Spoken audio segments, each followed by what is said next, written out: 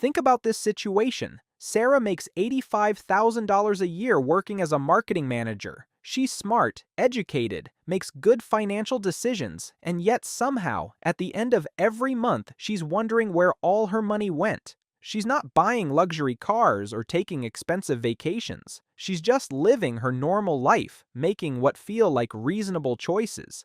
But there's something invisible happening with every single purchase she makes, and it's slowly draining her wealth without her even noticing. My name is Jimmy, and I spend way too much time thinking about money, investing, and the psychology behind how people use it. If you're someone who wants to understand money a little better, consider subscribing and giving this video a thumbs up. Now let me tell you about what happened to Sarah last Tuesday. She's rushing to work and realizes she forgot to make coffee at home. No big deal. She stops at the coffee shop and buys a $4 latte. Later that afternoon, she's running errands and gets hungry, so she grabs a $12 salad from the place next to Target. On her way home, she remembers she needs laundry detergent, so she swings by the grocery store and picks up the name brand because it's only $2 more than the generic. Each of these decisions feels completely rational in the moment. $4 for coffee when you're tired makes perfect sense. $12 for a healthy lunch is reasonable. $2 extra for the detergent you trust seems like nothing. Sarah isn't being reckless or irresponsible, she's being human. But this creates a bigger problem. Here's what most people don't realize about these small, seemingly insignificant purchases. They're not random events. They're part of an invisible psychological trap that affects every single buying decision we make. It's called present bias, and it's quietly controlling your financial future in ways you've probably never considered. Present bias is our brain's tendency to heavily weight immediate rewards over future benefits. When Sarah sees that $4 latte, her brain doesn't calculate that buying coffee out 5 days a week costs her over $1,000 a year. It doesn't consider that investing that same $1,000 annually for 20 years at a 7% return would give her over $40,000. Her brain just sees tired Sarah who needs caffeine now, and $4 feels like nothing compared to that immediate need.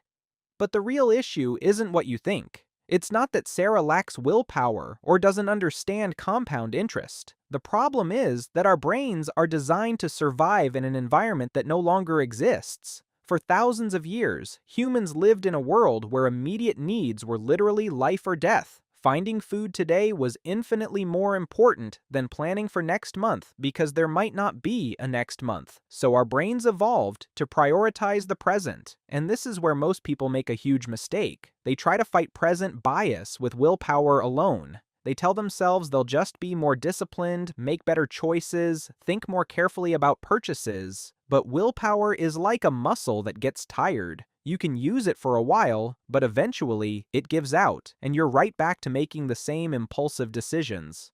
Let me show you how this plays out in real life. Sarah decides she's going to start being more careful with money. For 2 weeks, she brings coffee from home, packs lunches, and thinks carefully about every purchase. She feels great about her progress, but then she has a stressful day at work. She's tired, and that coffee shop is right there. Her willpower is depleted from making good decisions all day, and she buys the latte. Then she feels guilty about breaking her streak, which makes her feel worse, which makes her more likely to make another impulse purchase later. Here's where things get interesting. The most successful people with money don't have better willpower. They have better systems. They understand that you can't rely on your brain to make good financial decisions in the moment because your brain isn't designed for the modern world of endless purchasing opportunities. Think about it this way. Every day, the average person encounters hundreds of opportunities to spend money. Apps with one-click purchasing, targeted ads that know exactly what you want, subscription services that automatically renew, stores designed by psychologists to encourage impulse buying. Your great-grandfather might have had a dozen opportunities to spend money in a given week. You have dozens before breakfast. But something strange starts to happen when you start paying attention to this invisible trap. You begin to see it everywhere. You notice how Netflix automatically plays the next episode because they know you're less likely to cancel if you're actively watching. You see how grocery stores put the milk in the back corner so you have to walk past hundreds of other products. You realize how your phone buzzes with notifications from shopping apps right around the time you usually make purchases. And almost nobody talks about this part, but the companies selling to you have teams of behavioral psychologists specifically studying how to exploit present bias. They know you value immediate gratification over future benefits, so they make purchasing as immediate as possible. One-click buying, same-day delivery, buy, now pay later. Everything is designed to minimize the friction between wanting something and getting it. Now you might be thinking this sounds hopeless. If our brains are wired against us and companies are actively exploiting these tendencies, how can anyone build wealth? But here's the thing, once you understand the game being played, you can start playing it better. Let me tell you what happened when Sarah learned about present bias. Instead of trying to fight her psychology, she decided to work with it.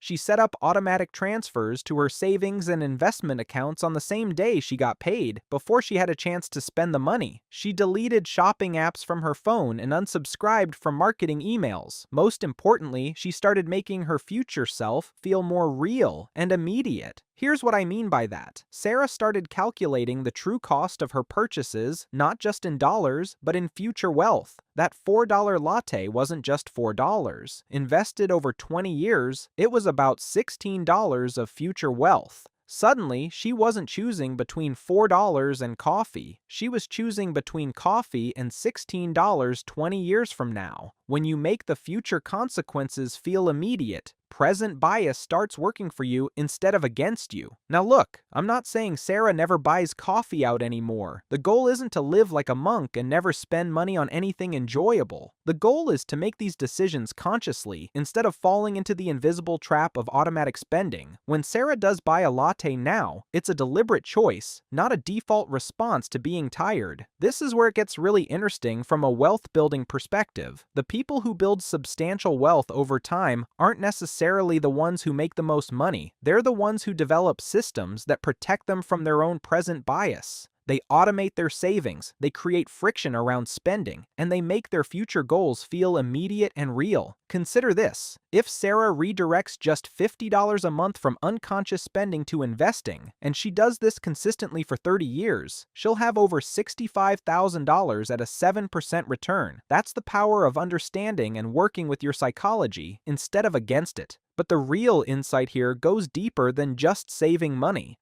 Understanding present bias changes how you think about every aspect of your financial life. When you're considering a major purchase, you start asking different questions. Instead of, "Can I afford this?" you ask, "What is this really costing me in terms of my future wealth and options?" Instead of focusing on the monthly payment, you think about the opportunity cost of that money over time. The invisible trap that controls every purchase isn't really about the purchases themselves. It's about the fact that we're making hundreds of financial micro-decisions every day without consciously realizing we're making them. Every swipe, every click, every casual purchase is a choice between your present comfort and your future freedom. And here's what most people don't realize. The wealthy aren't wealthy because they never spend money on things they enjoy. They're wealthy because they've learned to make those spending decisions consciously rather than automatically. They understand that every dollar you spend is a dollar that can't compound and grow over time. They've made peace with the fact that building wealth requires some delayed gratification, but they've also figured out how to make that delayed gratification feel rewarding rather than punishing. The next time you're about to make any purchase, even a small one, try this. Pause for just 10 seconds and ask yourself, is this a conscious choice or an automatic response? Am I buying this because I genuinely want it and have considered the cost? Or am I just responding to immediate discomfort or desire? That 10-second pause is often enough to bypass the present bias and make a more intentional decision. Because here's the thing about money and psychology. The trap is invisible, but once you see it, you can't unsee it. Once you understand how present bias works, you start noticing it in every area of your life. You see it when you choose to sleep in instead of going to the gym, when you scroll social media instead of reading, when you order takeout instead of cooking. It's the same psychological mechanism that keeps people from building wealth, staying healthy, or developing new skills. The most powerful financial advice isn't about which stocks to buy or how to budget. It's about understanding your own psychology and building systems that work with your brain instead of against it. Because at the end of the day, personal finance is much more about psychology than it is about math. The math is simple. Spend less than you earn, invest the difference, and be patient. The psychology is the hard part. Every purchase you make is a vote for the kind of future you want to live. The invisible trap wants you to vote for immediate comfort over long-term freedom. But now that you can see the trap, you get to choose.